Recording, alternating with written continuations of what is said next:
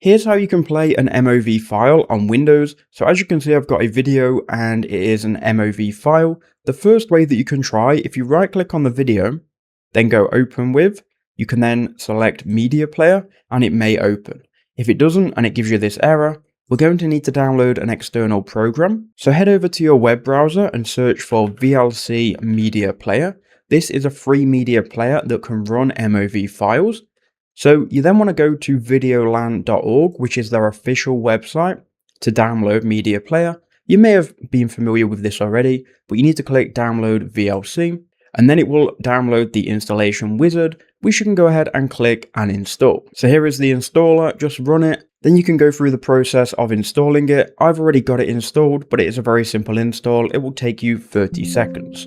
Once you've got VLC player installed, you can then go ahead and right click on the clip. You can go open with and then click VLC media player. This media player will be able to play it. As you can see, here is the clip, and that is how I would do it.